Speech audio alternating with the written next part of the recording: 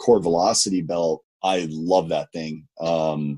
That was pretty much figuring out how to get into my legs better and start driving down the mound instead of like falling down the mound. I was at a point where my like lower half mechanics were so messed up. I was like, lifting my left leg out of the windup, like lifting the left leg and then kind of swinging gate open, falling down, landing on my heel super hard. That's like where my mechanics were at that point. It was a mess. And putting on the Core Velo Belt immediately gave me that like kinesthetic feel I was looking for of like, oh, so like that's how you get into your right glute. That's how you like drive down the mound.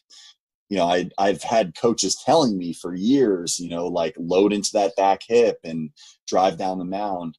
I just could never equate like seeing it on video, hearing it from a coach to like actually feeling it myself. And the Core Velocity Belt, like as soon as I put that thing on, it was like, oh, okay. Like that's what I'm supposed to feel. And so, that's another tool that I use to this day, kind of expanded the amount of stuff I do with it. Like in the very beginning, I was pretty much just doing dry mechanics. So like one of the cords kind of pulling me and getting my hip into the position I wanted it to. But now I use it for a lot of different things. So yeah, it's pretty much like the origin story, I guess. And then day 4, I love to do the Core Velocity Belt. So I have a few drills that I really like, kind of like picked and choose from, the whole program Lance Wheeler has, which I think is wonderful. I picked a few. It's hard for me to explain in words, like which ones I do, but like I do like the kind of like hip activation one. I don't know. I'm sure Plutko went into great detail about it when you talk to him.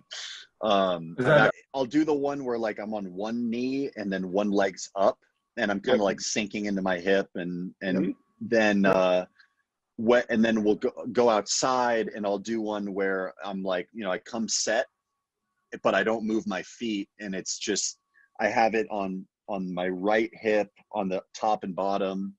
You pull it like this way and it's like sink into the hip.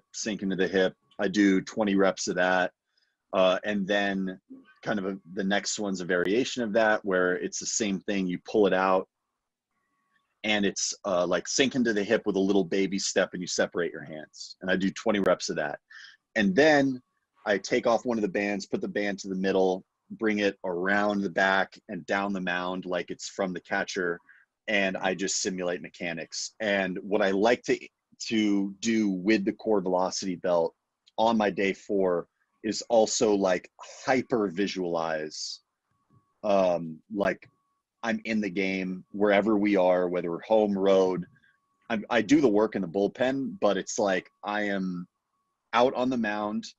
I am pitching to this batter. He's leading off.